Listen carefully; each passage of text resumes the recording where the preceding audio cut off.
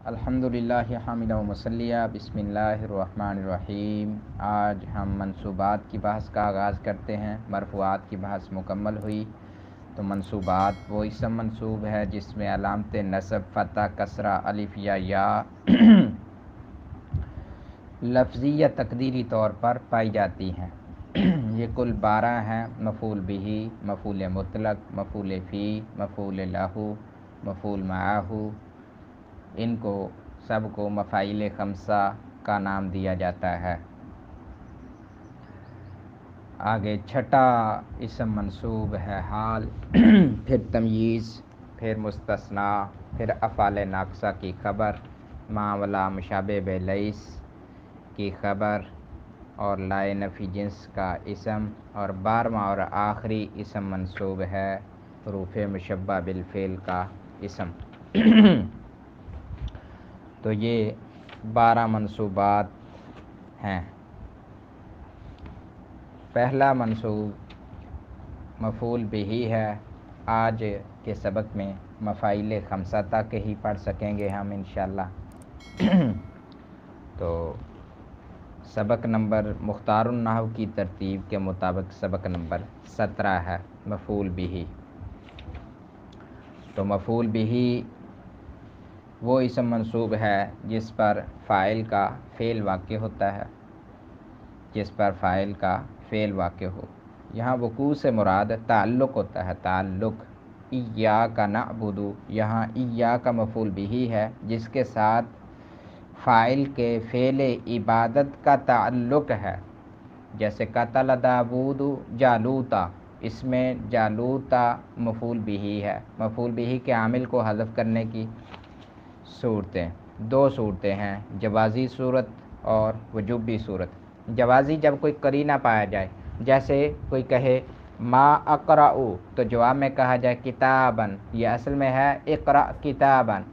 माज़ा अनज़ल रब्बुकुम क़ालू खैरन, ऐ अनज़ल खैरन। तो जवाज़ी तौर पर इसके आमिल को हज़फ कर दिया गया है। वजूबी तौर पर हज़फ करने की मंदरजा ज़ैल सूरतें हैं, कभी सिमाई तौर पर हज़फ होगा और कभी क्यासी तौर पर। सिमाअन वजूबन हज़फ होने की सूरत, जैसे अहलन व सहलन, असल में है अतईता अहलन व तईता सहलन। उरहिबु फ़रहबन बिकुम, ये भी आती है उरहिबु मरहबन बिकम।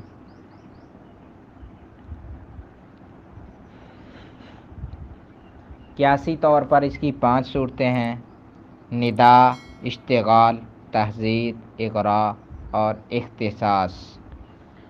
निदा क्यासी तौर पर सबसे पहले निदा के तौर पर हज़फ होता है। तो निदा की 3 बहसें हैं, मुनादा, मंदूब और मुस्तग़ास। मुनादा वो इसम है जिससे पहले हरफ निदा हो, जैसे या आदमु, यह असल में था अदउ आदमा। अदउ फ़ेल को कसरत इस्तेमाल की वजह से हज़फ करके हरफ निदा को उसके कायम मकाम कर दिया, लिहाजा मुनादा मफ़ूल बिही है। हरफ निदा ये 5 हैं, या, अया, हया, ऐ और हमज़ा। अया और हया मुनादा बईद के लिए ख़ास हैं, ऐ और हमज़ा मुनादा करीब के लिए, और या करीब और बईद दोनों के लिए इस्तेमाल होता है। मुनादा पर हरकात और एराब, इसकी 2 सूरतें हैं, अलामत रफ़ा पर मबनी होगा या मंसूब होगा।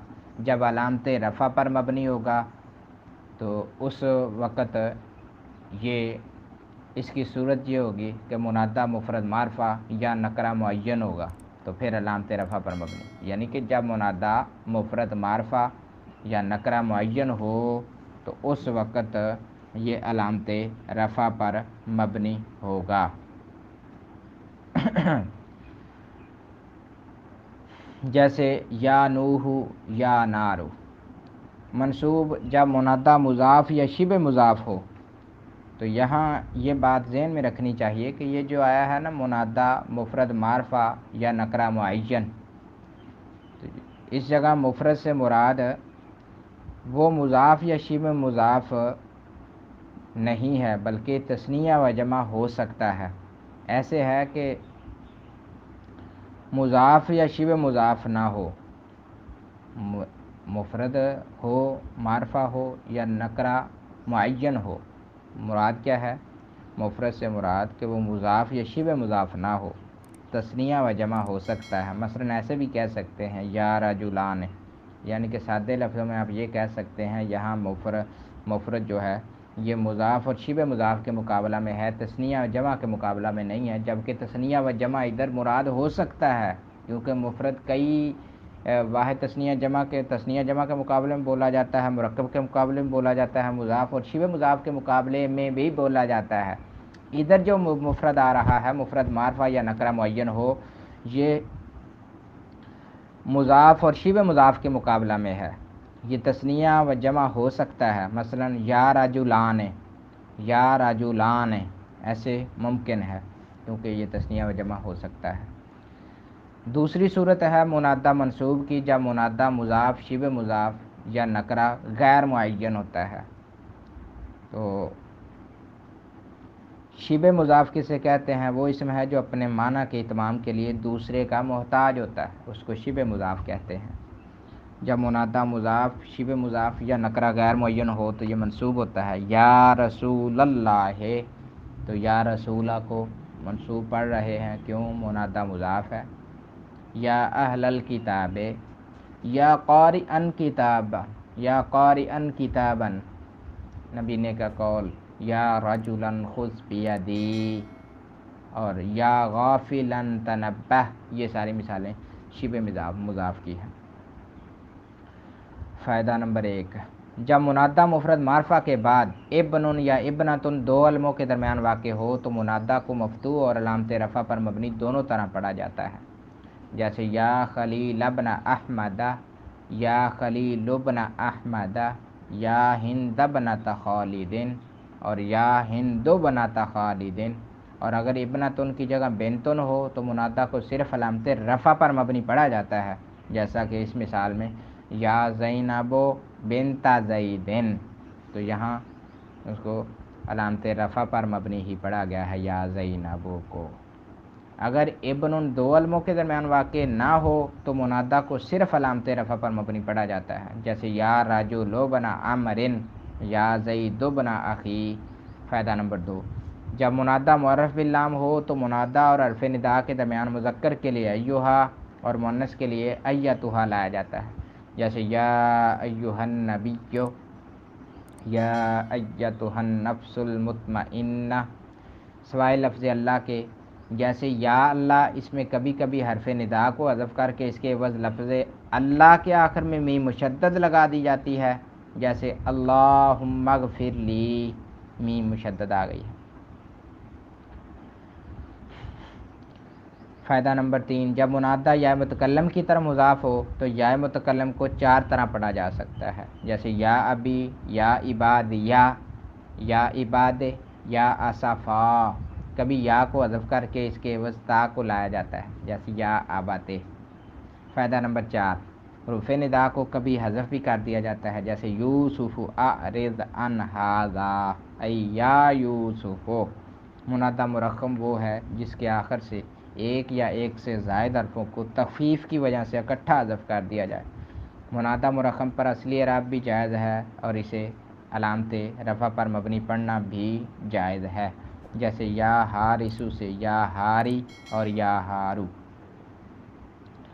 اصلی اعراب اور علامت رفع پر مبنی ہارو کی صورت میں۔ نمبر 2، منادہ نداء کی دوسری صورت مندوب ہے، تو دوسری صورت ذکر کرنا چاہتے ہیں۔ مندوب وہ اسم ہے جس کو واو یا یا کے ساتھ اظہار ہمدردی یا افسوس کرتے ہوئے پکارا جائے، جیسے وا زیدو، کبھی اس کے آخر میں صرف علامت الف ندبہ یا الف ندبہ اور ہائے وقف بھی لگا دیے جاتے ہیں، جیسے یا حسرتا، ہائے افسوس، وا مصیبتا، ہائے مصیبت۔ فائدہ، وا مندوب کے ساتھ خاص جبکہ یا مندوب اور منادہ دونوں میں مشترک ہوتی ہے۔ مستغاث وہ اسم ہے جس کے شروع میں حرف نداء یا لگا کر فریاد رسی کی جائے، جب اس کے شروع میں لام استغاثہ ہو تو یہ مجرور ہوتا ہے، جیسے یا للہ للمسلمین۔ جب اس کے آخر میں الف استغاثہ ہو تو یہ مفتوح ہوتا ہے، جیسے یا زیدہ۔ اشتغال اس کا دوسرا نام ہے اضمار علی شرط تفسیر یا اضمار علی شریطت تفسیر۔ اشتغال اضمار علی شریطت تفسیر کا مسئلہ بڑا اہم مسئلہ مفعول بہ کی بحث میں۔ وہ اسم منصوب ہے جس کے بعد ایسا فعل ہو جو اپنے ما بعد اسم میں عمل کرنے کی وجہ سے اس سے اعراض کر رہا ہو تو اس اسم کا عامل ناصب فعل بشرط تفسیر حذف کر دیا جاتا ہے، جیسے والقمر قدرناہ والقمر قدرناہ، یاسین سورہ کی آیت ہے۔ ای قدرنا القمر قدرناہ، ایسے آپ کہیں زیدن ضربتو تو ضربتو زیدن ضربتو ضربتو ہو، ایسے آ جائے گا۔ زیدن ضربتو ہو، ضربتو زیدن ضربتو ہو، ایسے عبارت بن جائے گی۔ اس کی بہت ساری مثالیں قرآن مجید میں بھی ملتی ہیں۔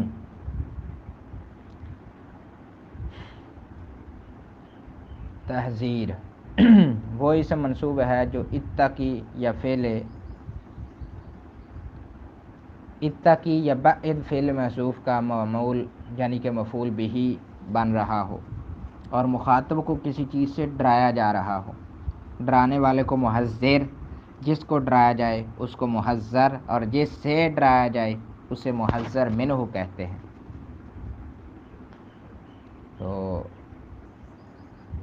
تحذیر ڈرانے کے معنی میں ہے، وہ اسم منصوب ہے جو اتقی یا بعد فعل محذوف کا معمول ہو اور مخاطب کو کسی چیز سے ڈرایا گیا ہو، جیسے ناقۃ اللہ وسقیاہا۔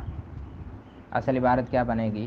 اتقوا ایاکم والظلم، ای اتقوا انفسکم والظلم۔ کبھی محذر منہ کو مقرر بھی لایا جاتا ہے، الکاذبہ الکاذبہ، ای بعد الکاذبہ بعد الکاذبہ، جھوٹ سے دور جھوٹ سے دور۔ اقرا ابھارنے کے معنی میں ہوتا ہے، وہ اسم منصوب ہے جو الزم فعل محذوف کا مفعول بہ ہو اور مخاطب کو اس پر ابھارا گیا ہو۔ اور صبغۃ اللہ، ای الزم صبغۃ اللہ، الزم صبغۃ اللہ، الزموا صبغۃ اللہ۔ اختصاص وہ اسم منصوب ہے جو اخص فعل محذوف کا مفعول بہ ہو اور یہ ہمیشہ ضمیر کے بعد اس کی مراد کو بیان کرنے کے لیے آتا ہے، جیسے نحن معاشر الانبیاء لا نورث ما ترکناہ صدقۃ۔ سوالات ہیں، سوالات سبق کے مطابق حل کیے جا سکتے ہیں۔ مفعول بہ کی تعریف کریں اور بتائیں کہ کیا یہ فعل سے پہلے آ سکتا ہے؟ آ سکتا ہے۔ منادا کب علامت رفع پر مبنی اور کب منصوب ہوتا ہے؟ دو اعراب میں نے بتلائے ہیں۔ منادا علامت رفع پر مبنی اس وقت ہوتا ہے جب منادا مفرد معرفہ یا نکرہ معین ہو، جیسے یا نوح یا زید یا محمد یا نار وغیرہ۔ منصوب اس وقت ہوتا ہے جب منادا مضاف یا شبہ مضاف یا نکرہ غیر معین ہو۔ حرف ندا اور منادا کے درمیان ایھا کا اضافہ کب کیا جاتا ہے؟ واضح ہے، ایھا اور ایتھا پیچھے پڑا ہے۔ اللہم میں میم مشدد کیسے آیا ہے؟ حرف ندا کے عوض میں۔ یا ابت اصل میں کیا تھا، پھر کیسے یا ابت بنا؟ ترخیم سے کیا مراد ہے؟ مستغاث کا اعراب بیان کریں۔ اغراء اور تحذیر میں کیا فرق ہے؟ ایک کی مثال دیں۔ سبق کو غور سے پڑھنے سے یہ سوالات حل ہو سکتے ہیں۔ تمرین ہے، 10 ذیل مثالوں میں سے مفعول بہ، منادا، اشتغال، تحذیر اور اغراء الگ الگ کریں۔ جس طالب علم کو مفعول بہ کی تعریف، منادا کی تعریف، اشتغال، تحذیر اور اغراء کی تعریفات مکمل ازبر ہیں، وہ تمرین حل کرنے میں ذرا بھی مشکل محسوس نہیں کرے گا۔ اتقوا اللہ یا ایھا الناس ایاکم والحسد، بالکل واضح آ رہی ہیں۔ مفعول بہ ہے پہلی میں، دوسری میں منادا ہے، تیسری میں ایاکم والحسد تحذیر ہے، والسماء رفعها یہ اشتغال ہے، الصلاۃ الصلاۃ یہ اغراء ہے، वमा मलकत ऐमानुकुम, या निसा नबी मुनादा है, या इब्राहिम मुनादा है, इन्नल्लाह युहिब्बुल मुहसिनीन मफूल बिही है, वल अर्द वज़अहा लिल अनाम इश्तिगाल है, यानी कि इज़मार अला शरीत तफसीर भी इसको कह देते हैं। युकीमुन सलात मफूल बिही, या बनी इसराइल मुनादा, फरीकन तक़तुलूना ये इश्तिगाल, रब्ब अरिनी अंजुर इलैका, यामुरु अहलहु बिस्सलात अस्सिद्का या उख्त हारूना, सारे वाज़े हैं राम, कोई इनमें दिक्कत वाली बात नहीं। 10,000 जुमलों में मुनादा मबनी है कि मोरब तयीन करें। या याहया खुदिल किताबा या ज़ल जलाल वल इकराम, या याहया में मबनी, या ज़ल जलाल में मोरब, या अर्ज़ो में मबनी, या अबाना इस्तगफिर मोरब, या ना रुकूनी बरदम व सलामा, या हसरतन अलल इबादी, या हय्यो या कय्यूम मबनी, या उलिल अबसार, या ज़ैद बन अमरिन। तरकीब करें। या जिबालू, या को आपने अदू के क्या मकाम बना लेना, अदू फ़ेल अना फ़ाइल, और जिबालू को आपने मफूल भी बना लेना है, तो ये इंशाइया बन जाएगा। ला तक़्तुलू औलादकुम, ला तक़्तुलू फ़ेल फ़ाइल, औलादकुम रक़ब इज़ाफ़ी मफूल फ़ेली इंशाई।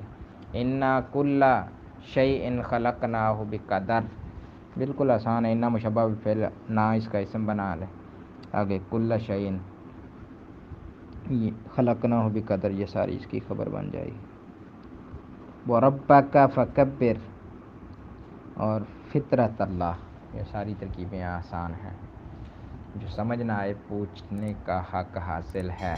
सबक नंबर 18 मफ़ूल मुतलक है, वो मस्तर है जो मज़कूरा फ़ेल का हम माना हो। मफ़ूल मुतलक वो मस्तर है जो मज़कूरा फ़ेल का हम माना हो, जैसे वकल्लमल्लाहु मूसा तकलीमा, इसमें तकलीमा मफ़ूल मुतलक है।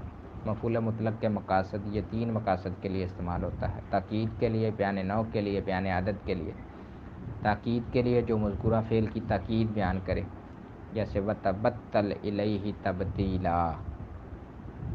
बयान नौ के लिए जो मज़कूरा फ़ेल की नौइयत बयान करे, जैसे वतुहिब्बूनल माल हुब्बन जम्मा।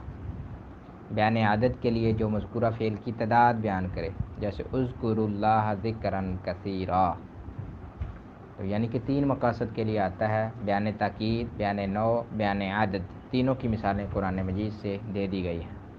मफ़ूल मुतलक के कायम मकाम होने वाले अस्मा, कौन कौन से ऐसे अस्मा हैं जो मफ़ूल मुतलक बन सकते हैं या इसके कायम मकाम हो सकते हैं?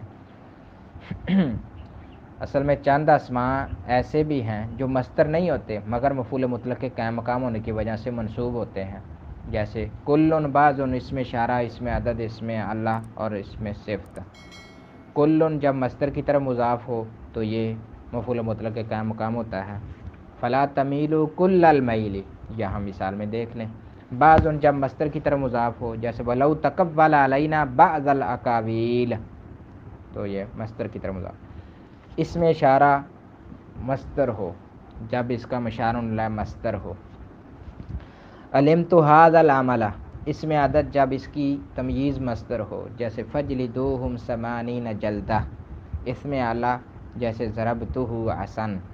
सिफ़त जिसका मौसूफ़ मस्तर महसूफ़ हो, जैसे वकुला मिन्हा रगदा ऐ अक्ल रगदा। ज़मीर जो मस्तर की तरफ लौटने वाली हो, ला उअज़्ज़िबुहु अहदन ऐ ला उअज़्ज़िबुल अज़ाबा। फ़ायदा कभी इसके आमिल यानी फ़ेल को हज़फ भी कर दिया जाता है, मफ़ूल मुतलक के आमिल यानी फ़ेल को। फ़ज़रब रिक़ाब शुक्रन हम्दन सुबहानल्लाह मआज़ल्लाह खैर मक़दमिन ऐज़न, ये सारी मिसालों में फ़ज़रब रिक़ाब असल में था फ़ज़रिबू ज़रब रिक़ाब। शुक्रन असल में है अशकुरु का शुक्रन या शकरतु का शुक्रन। हमदन असल में है हमिदतु का हमदन।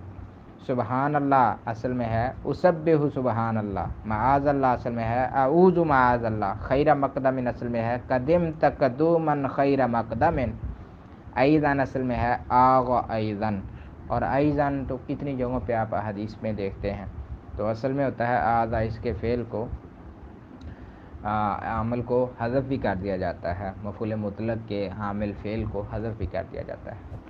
آگے مشق ہے، سوالات ہے، مفعول مطلق کی تعریف کریں اور اس کی قسمیں بتائیں۔ وہ کون سے اسم ہیں جو مصدر نہیں ہوتے مگر مفعول مطلق بن سکتے ہیں؟ وہ ابھی جو میں نے ذکر کیے ہیں 7 اسماء، کلن، بعضن، اسم اشارہ، اسم عدد، اسم اللہ، اسم صفت اور ضمیر۔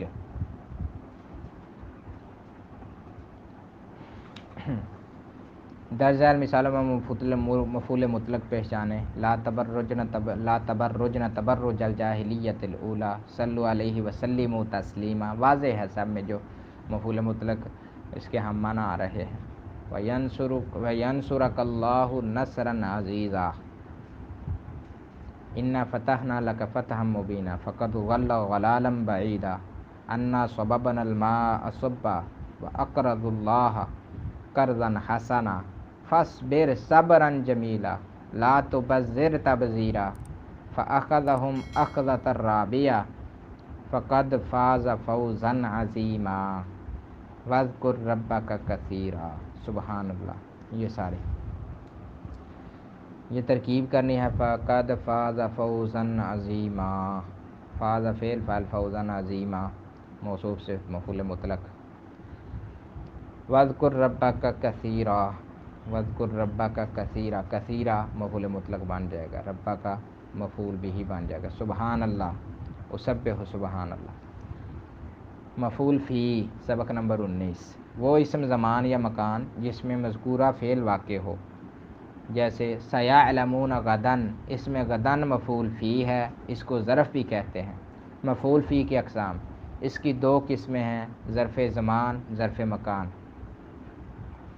ظرف زمان وہ اسم ہے جس میں وقت کے معنی ہوں، جیسے یوم، لیلۃ، غدوۃ، بکرۃ، عشیۃ، سحر، غدن، امس، صباحا، مساء، ابدا، امدا، حینا۔ اس کی 2 صورتیں ہیں، مبہم، محدود۔ ظرف زمان مبہم وہ ہے جس کی حد معین نہ ہو، مثلا وقت، زمان، دہر، حین، جیسے خالدون فیہا ابدا۔ ظرف زمان محدود وہ ہے جس کی حد معین ہو، مثلا یوم، لیل، ساعت، اسبوع، شہر، سنۃ، جیسے اسریٰ بعبدہ لیلا۔ ظرف زمان خواہ مبہم ہو یا محدود، اس میں فی مقدر ہوتا ہے۔ اگر فی مقدر نہ ہو تو وہ مفعول فی نہیں ہوگا، جیسے جاء یوم القیام، یوم الجمعہ، هل اتی علی الانسان حین من الدہر، اس میں حین عطا کا فاعل ہے، مفعول فی نہیں ہے۔ اور اگر فی مذکور ہو تو تب بھی مفعول فی نہیں ہوگا، جیسے فی یوم ذی مسغبہ، بلکہ اسے جار مجرور کہیں گے۔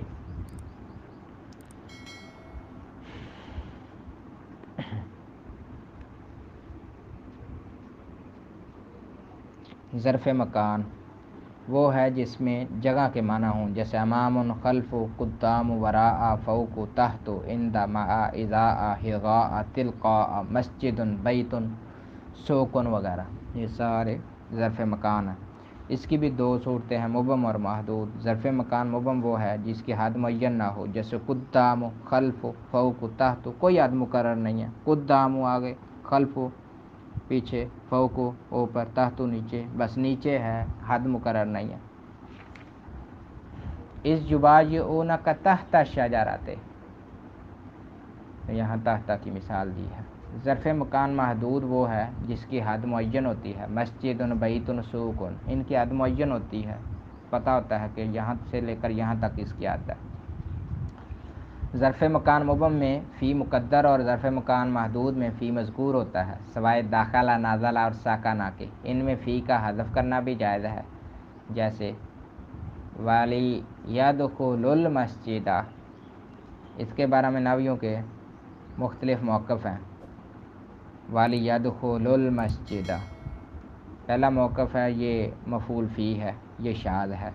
دوسرا موقف ہے یہ منصوب بنزع الخافض ہے، اصل میں تھا وَلِيَدْخُلُوا فِي الْمَسْجِدِ، تو حرف جر کو حذف کر کے اس کو اسم کو نصب دے دی۔ تیسرا موقف ہے یہ تشبیہ بالمفعول بہ ہے۔ چوتھا موقف یہ ہے یہ مفعول بہ ہے، اس کی دلیل یہ ہے کہ داخلہ کبھی بھی نفس ہی متعدی ہوتا ہے اور کبھی حرف جر کے ساتھ متعدی ہوتا ہے۔ فائدہ، اس کے عامل کو حذف کرنے کی 2 صورتیں ہیں، جوازی جب کوئی قرینہ پایا جائے تو اس کا عامل جوازی طور پر حذف ہو جاتا ہے. جیسے کوئی کہے متا جیتا تو آپ کہیں یوم الجمعہ، آپ نے اس کے مفعول فی کے عمل کو جوازی طور پر حذف کر دیا، آپ نے صرف یوم الجمعہ کے ساتھ جواب دیا. وجوبی جب یہ صفت خبر حال یا صلہ واقع ہو تو اس کا عامل وجوبی طور پر حذف ہو جاتا ہے. جیسے لا صلاۃ بعد الصبح حتی تطلع الشمس، ای جائزۃ بعد الصبح، جائزۃ بعد الصبح. مفعول فی کی تعریف کریں اور اس کی قسمیں بیان کریں. مفعول فی میں فی کب مذکور اور کب محذوف ہوتا ہے. تمرین: درج ذیل مثالوں میں مفعول فی پہچانیں. سبحوہ بکرۃ و اصیلا، خذوا زینتکم عند کل مسجد. جو بھی ظرفیں آئیں وہ مفعول فی ہی بنے گی. ورفعنا فوقکم الطور وجاءوا اباہم عشاء النار یعرضون علیہا غدوا وعشیا، غدوا وعشیا. مندرجہ ذیل بالا مثالوں میں ظرف زمان اور مکان کی تعیین کریں. ترکیب ہے اسرا بعبدہ لیلاً میں ترکیب فعل فاعل بعبدہ متعلق لیلاً جو ہے یہ مفعول فی ہے. سبق نمبر 20 ہے مفعول لہو. مفعول لہو وہ مصدر ہے جس کے واسطے مذکورہ فعل واقع ہو.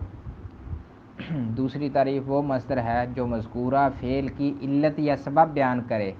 یدعون ربہم خوفا و طمعا، وہ کس سبب سے اپنے رب کو پکارتے ہیں؟ خوفا و طمعا، خوف اور طمع کے سبب سے. اس مثال میں خوفاً اور طمعاً مفعول لہو ہے. مفعول لہو سے پہلے لام جارہ مقدر ہوتا ہے. اس کی دو شرطیں ہیں. نمبر 1 وہ مصدر ہو، نمبر 2 مصدر اور فاعل کا زمانہ ایک ہو. اگر وہ مصدر نہ ہو یا اس کا فاعل کا زمانہ ایک نہ ہو تو لام ذکر کیا جاتا ہے. خلق لکم ما فی الارض جمیعا اقیم الصلاۃ لدلوک الشمس. مفعول لہو کی تعریف کریں اور یہ بتائیں کہ اس سے پہلے کون سا حرف جر مقدر ہوتا ہے. مفعول مطلق اور مفعول لہو میں فرق واضح کریں. درج ذیل مثالوں میں مفعول لہو پہچانیں. وَمِنَ النَّاسِ مَن يَشْرِي نَفْسَهُ ابْتِغَاءَ مَرْضَاتِ اللَّهِ يَجْعَلُونَ أَصَابِعَهُمْ فِي آذَانِهِمْ مِنَ الصَّوَاعِقِ حَذَرَ الْمَوْتِ وَأَعْيُنُهُمْ تَفِيضُ مِنَ الدَّمْعِ حَزَنًا مَنْ صَامَ رَمَضَانَ ایمانا واحتسابا. واضح ہے مفعول لہو. اس کا دوسرا نام اصل میں مفعول لأجلہ ہی ہے. وَلَا تَقْتُلُوا أَوْلَادَكُمْ خَشْیَۃَ إِمْلَاقٍ، خَشْیَۃَ إِمْلَاقٍ. ترکیب کریں بَدَّلُوا نِعْمَتَ اللہِ کُفْرًا، کفرا مفعول لہو بن جائے. باقی واضح ہے فعل فاعل مفعول. فرض اللہ رسول اللہ زکوٰۃ الفطر طہرۃ للصائم من اللغو والرفث، طہرۃ للصائم من اللغو والرفث وتہمۃ للمساکین. عطف پڑھ کے یہ مفعول لہو بن جائے گا. آخری مفاعیل خمسہ میں سے آخری مفعول ہے مفعول معہ. بہت ویسے اس کی تو تعریف ہی ذکر کرتے ہیں. انتہائی چھوٹا سبق ہے. سبق نمبر 21 ہے. وہ اسم منصوب ہے جو واو بمعنی مع کے بعد ہو. جیسے فَأَجْمِعُوا أَمْرَكُمْ وَشُرَكَاءَكُمْ، لہذا تم اپنے شریکوں کے ساتھ متفقہ فیصلہ کر لو اپنے معاملہ کا. اس میں شرکاءکم مفعول معہ ہے. یا جبال اوبی معہ والطیر، اس میں والطیر مفعول معہ ہے. اور اس مفعول معہ میں بھی فاعل اور مفعول معہ کا زمانہ ایک ہوتا ہے. مفعول معہ کی تعریف کریں اور مفعیل خمسہ سے کیا مراد ہے. یہ مفعیل خمسہ ذکر کر دیں اور مفعول معہ کی تعریف ابھی پڑھی ہے. وہی سے منصوب ہے جو واو بمعنی مع کے بعد آئے. درج ذیل مثالوں مفعول معہ پہچانیں. جئت و خالدا، کفاک و زیدا درہم، جاء البرد والطیالس. درج ذیل مثالوں میں اس مفعیل خمسہ الگ الگ کریں. لا تقتلوا یوسف یا حسرۃ علی العباد، غسل وجہہ ثلاث مرات، انبت نباتا، صمت دہرا، ضربتہ تادیبا، جئت و زیدا. ترکیب کریں سرت والنیل، سرت والنیل. سرت فعل فاعل نیلا مفعول معہ ہے.